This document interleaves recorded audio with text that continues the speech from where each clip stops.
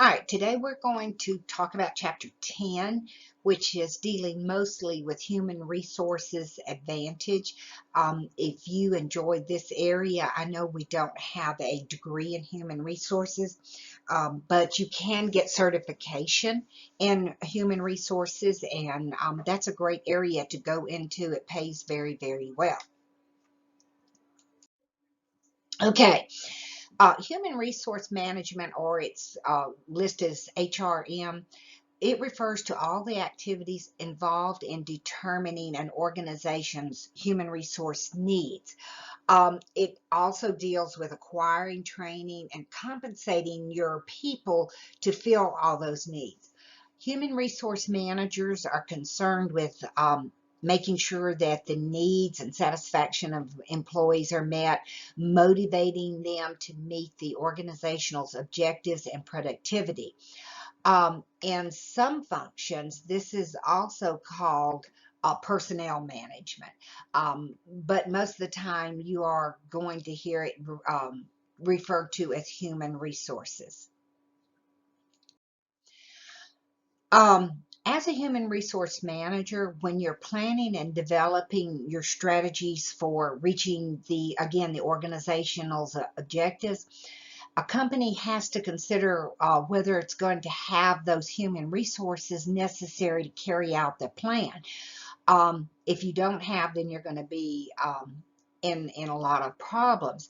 So you have to determine how many employees, what are the skills they need to satisfy those plans. Um, and the human resource department can be from one person, the owner, to hundreds of people in a large organization. Will determine how many employees that the company is going to need.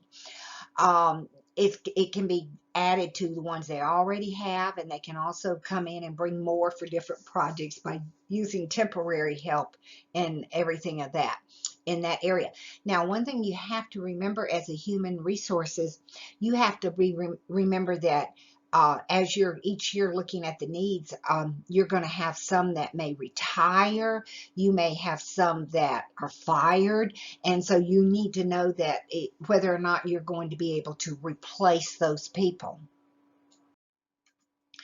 All right, the next step for a human resource manager is to analyze the jobs within within your organization so that you can match those human resources to what assignments are still available. Job analysis determines through an observation and study the pertinent information about the job. What are the specific tasks that comprise it? What is the knowledge, the skills, the abilities to perform it, and also the environment in which it is going to be performed. Now, managers use this information through that job analysis to develop what is called as a job description. And you will always want to ask for a job description as a worker. As a manager, you should always give a job description. And a job description is a formal, written explanation of a specific job that usually includes the title, the task to be performed. Maybe it's just waiting on customers. What is the relationship with other jobs? What physical and mental skills are required, such as can you do heavy lifting if you're working in a warehouse? Maybe you need to have some calculating math skills. What are the duties, the responsibilities? What is the working conditions? Job seekers that are looking for jobs generally will go on your company's website or even a database to help find those descriptions for a specific occupation that they're looking for. After forecasting the firm's human resource needs and comparing them to what human resources you already have, it's going to be your duty as a human resource manager to have a general idea of how many new employees that you're going to have to hire. with the aid of that job analysis, then you're going to recruit. You're going to select employees who are qualified to fit that specific job opening. Another thing is these are where some external sources that you can look at to fill those. LinkedIn, of course, is a big one now. A lot of companies use internships, websites. For executive head search or executive searches, most companies use headhunters that are going to go in and kind of narrow down the prospects for those executive positions. All right, the selection process of the collecting information about the applicants and then using that information to decide which one to hire. All right, it can include the application. It can do interviewing, testing, and of course, definitely they'll want to do reference checking. This process can be lengthy and it can be very expensive. So if an organization finds the right employee through this process, then you're not gonna have to spend a lot of money later in recruiting and selecting and training and then replacing the employee that maybe they hired in the first place that wasn't a good fit for the organization. All right, so the very first thing, the first stage of a selection process is the filling out of an application and maybe even just a brief video meeting or something like that. The application generally is going to include the name, address, telephone number, your education level, previous work experience. The goal of this stage is basically just to getting acquainted with the applicant and to weed out those that are just not qualified for the job. Maybe, you know, they're not old enough. Maybe they're 15 and they need to be 16 or something like that. In today's society, most companies are now accepting online applications, and they actually are requesting it be online and not just being filled out and brought in. Basically, the online applications are going to contain some kind of a questionnaire that's going to ask for a little more specific information.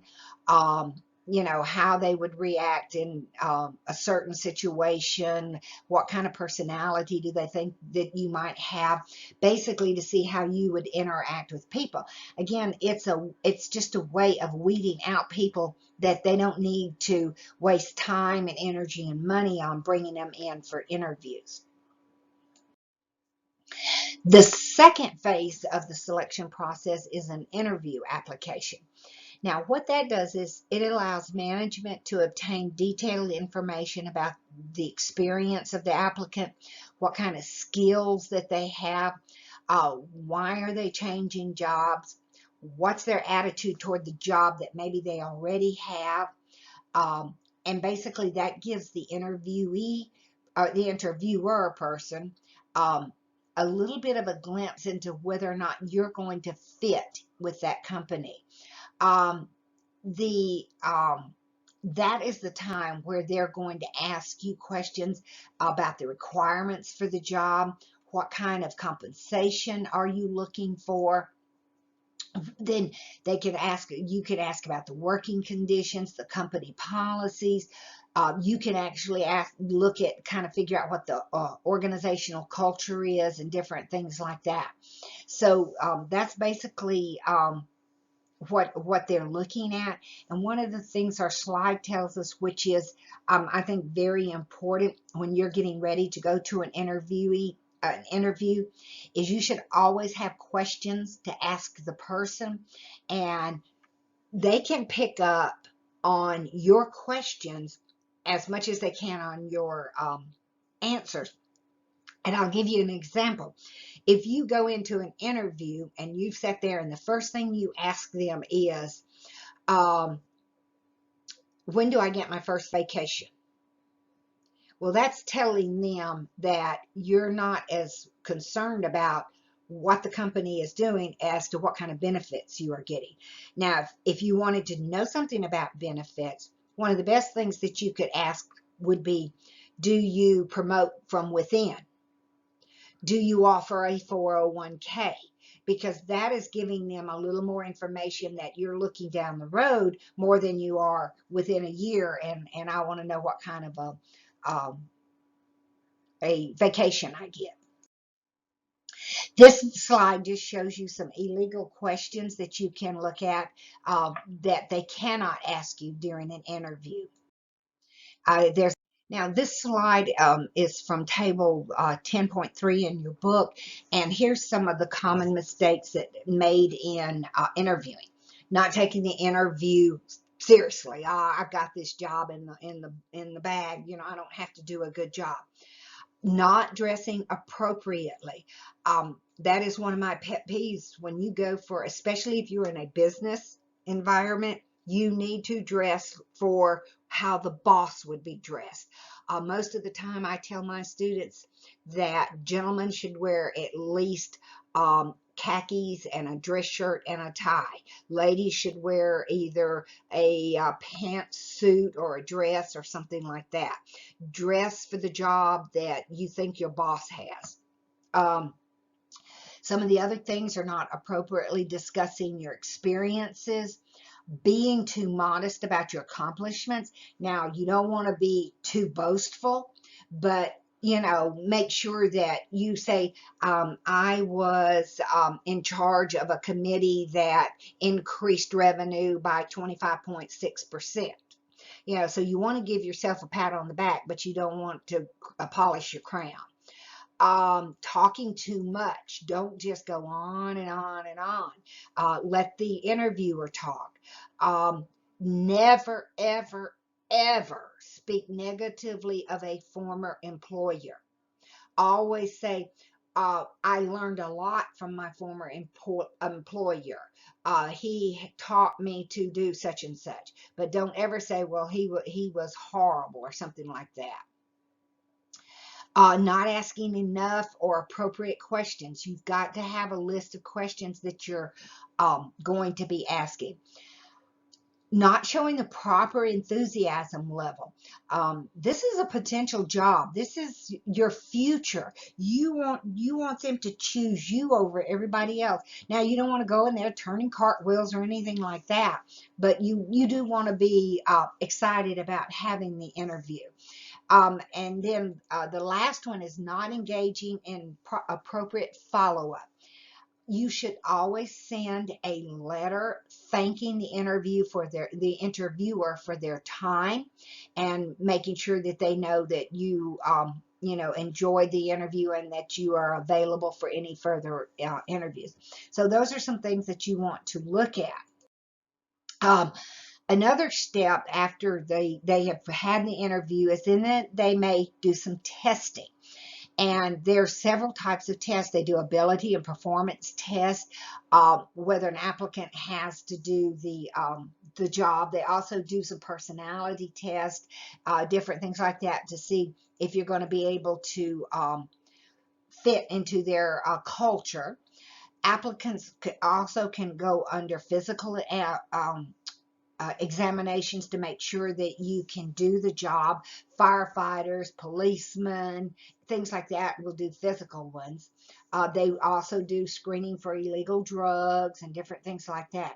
Now, one of the things that you're going to find now is down here where it shows certain companies require an applicant to take a typing or a keying test. Most business organizations want to make sure that you know Excel, especially Excel. And they generally will give you a test on Excel. So before you go, I would brush up. I would go to YouTube. I would watch videos. I would, if you've had any business classes you've had Excel, I would go back and I would review my Excel, because that is what business wants to do. They want to make sure you know Excel. This is just talking about the personality type, the test, Myers-Briggs, different things like that. One of them that my husband loves administer is called the DISC, the DISC test. If you get a chance, go online and look at it. It is a great one, but most companies do use Myers-Briggs. Reference checking. Before they ever offer you a job, they are going to check your references. And a reference is one that you want to give is never a relative. It is generally somebody from either a previous work person, a boss, preferably if they will give you one, a coworker, or it is a professor at your college or anything like that. So you want to be real careful on making sure that you have completed and given correct references. These are just, now we're going to go into some of the legal issues in recruiting and selecting.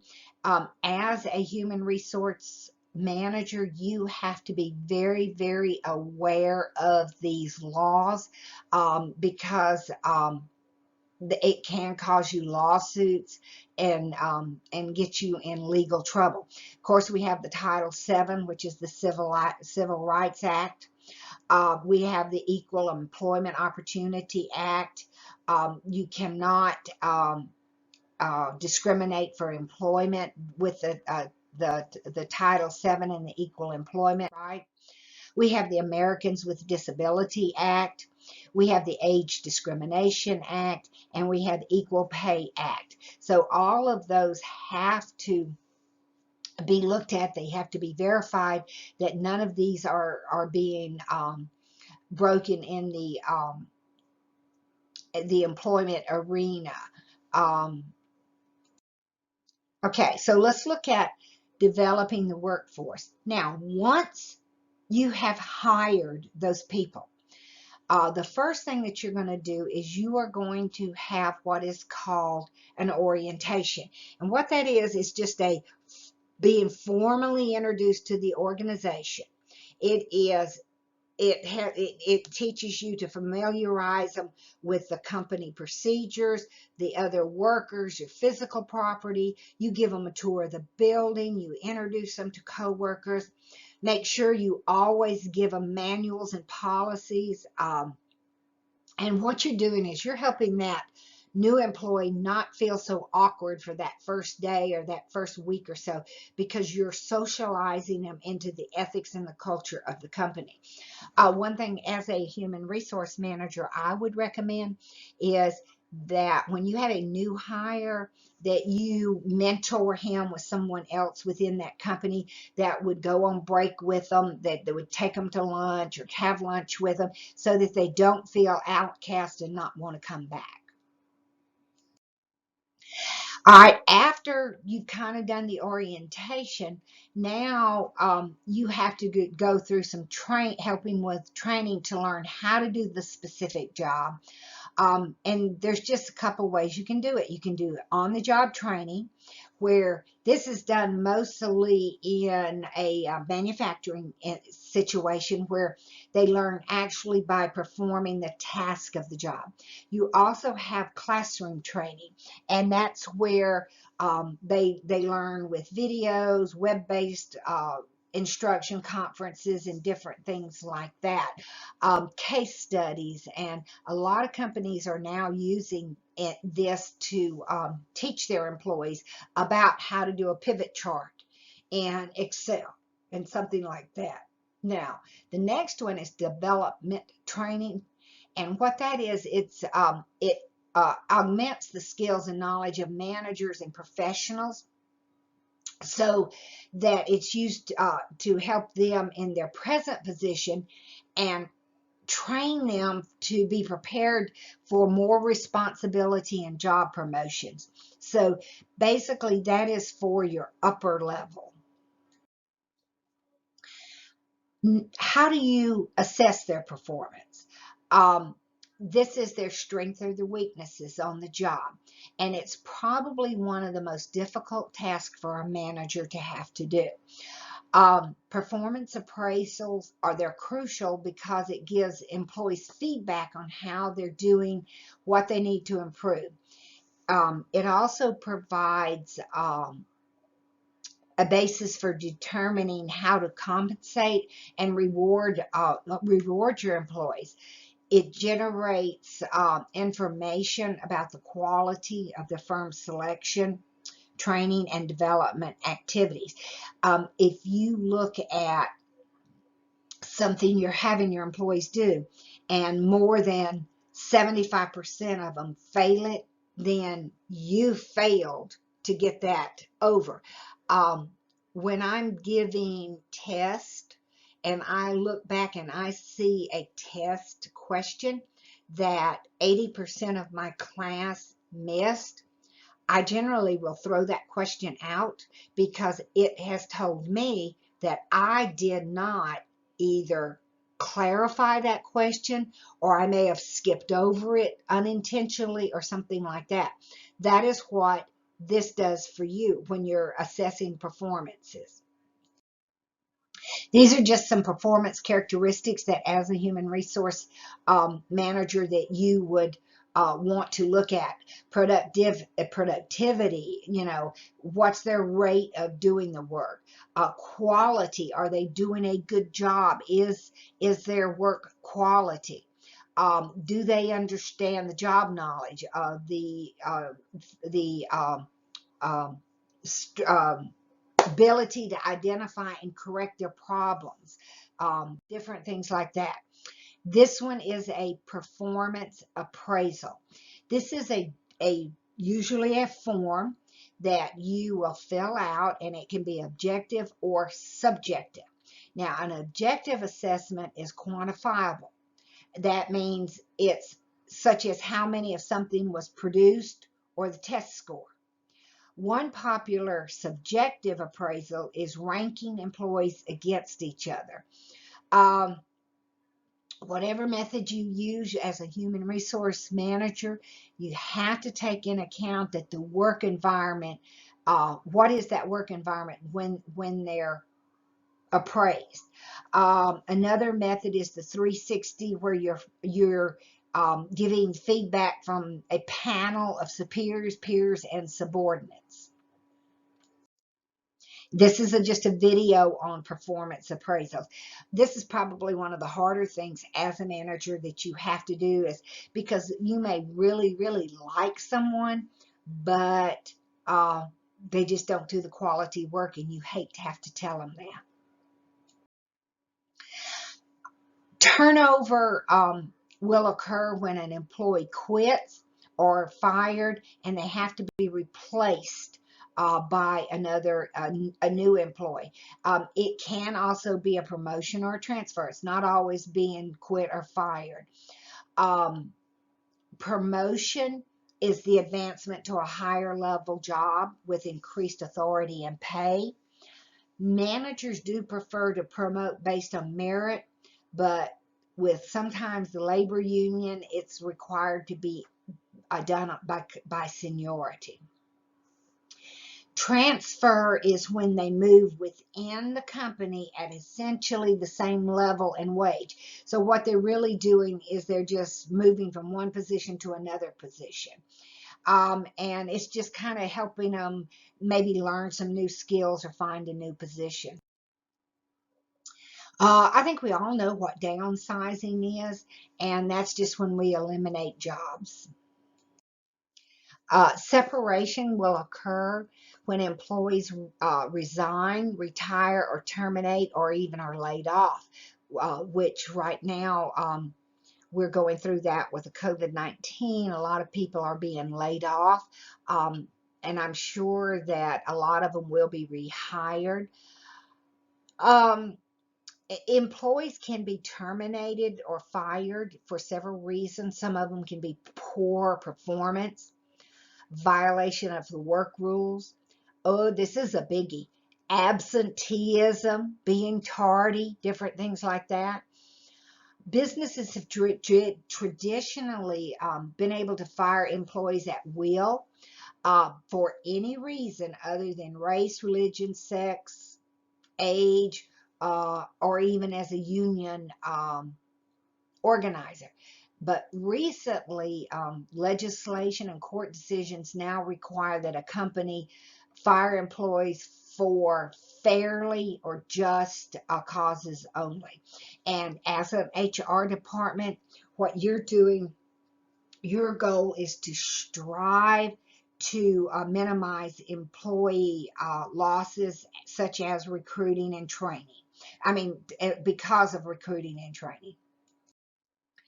Um, a salary survey just basically tells you how much people in that comparable firms are being paid. Financial compensation is basically how much you're willing to pay them. This is price and wage.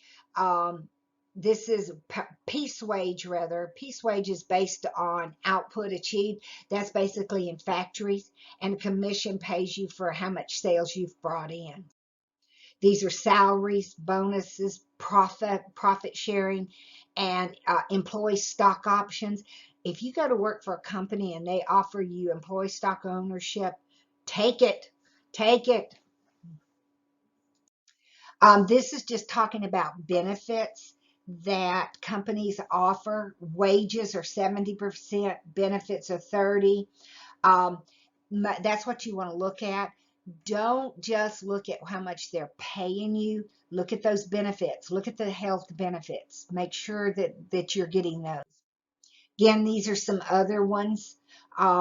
Employee assistance is with like drug abuse, that they offer that, legal assistance, different things like that, flexible benefits, fringe benefits, soft, and cafeteria. So just look at those when you have a moment. There's a benefit trend PowerPoint for you to watch. Let's talk about unions, labor unions. Employees who are dissatisfied with their working conditions or either pay, they want to negotiate with management to bring about change. So what they do is now they have organized labor unions, because one person goes in and does it, then it just they don't get as much feedback. But when you have a union organizer, then they can go in and they're speaking on behalf of the union. Union growth has really slowed in the United States. There's not very many in the South I know of. Up north, there's I think the ones that work for the automobile plants, they still have unions, and some of the teachers organizations still have unions. This is a video on unions. These are some of the negotiation tools. You have collective bargaining, which is a process through which management and unions reach an agreement about the conditionings, their compensation, their working hours, the working conditions, and different things like that. You also, whoops, let me go back. Well, sorry, let me finish that one. Um, Labor tactics, sometimes management and labor, they cannot come through on a contract. So what they do is they do a collective bargaining, or even sometimes it's called a grievance procedure. And when that breaks down, then they start thinking about some of the tactics. One of them is picketing, and I know you've seen movies where they picketed and they walk around and they have their little sign. They also have strikes, where the employees walk out, and that's probably one of the most effective weapons of the labor union, because nobody's working. They do boycotts, which is an attempt to keep people from purchasing the product of that company. Now, some of the management tactics are, you have a lockout, where management says, okay, we're just not going to open up. You don't work. And if you don't work, you don't get paid. They also have what they call strike breakers, and these people are hired by management to replace their employees, and they're called scabs by the union. If everything else fails, Then they go into what is called outside resolution, where they have conciliation, and that's when a third party's brought in and to try to keep the two sides negotiating. Mediation is when that third party's role is just to suggest or propose a solution. And then arbitration is when that third party says, this is what we're going to do. And it's legally binding and enforcing. A compulsory arbitration is when the government requests the arbitration to end the strike. That is like when teachers go on strike, the government will get into the arbitration and say you will have to go back to work. Some companies say that getting rid of the HR duties and just giving it to department managers.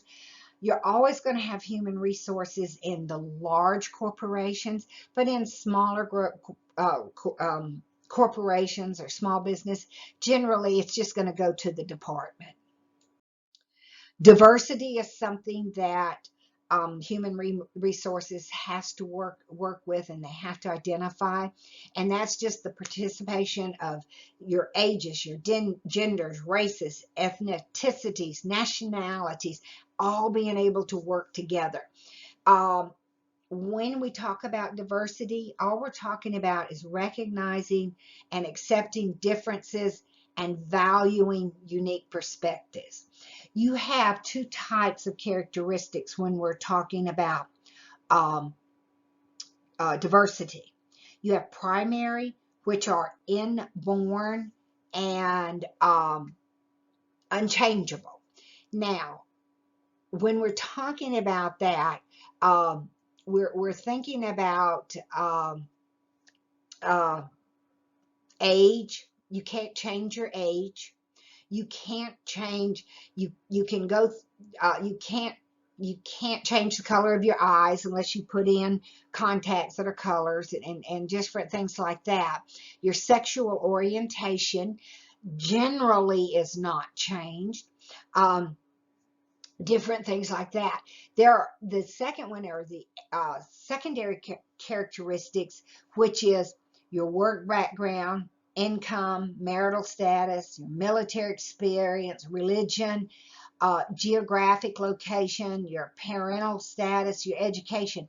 They can be changed. So that's how you distinguish. Primary cannot be changed. You can't change your height. Can't do it. But you can change your marital status. You can get married, you can get a divorce. So keep those in mind when you're thinking about your the characteristics. This just shows some of the 6 important reasons for workforce diversity.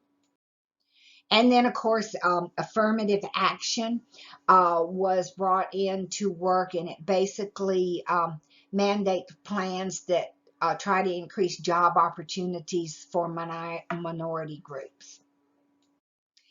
And finally, our last slide talks about the trends in workforce management. You know, of course, with economic uncertainty, we're trying to cut costs and make higher productivity. But then employees are developing grievances, claiming overwork. So these are some things as a human resource manager that you are going to have to deal with. So that basically talks about chapter 10. And hopefully, again, if you are interested in human resources, working in that area, do some research and look at the certifications because, again, most companies do have a human resource manager.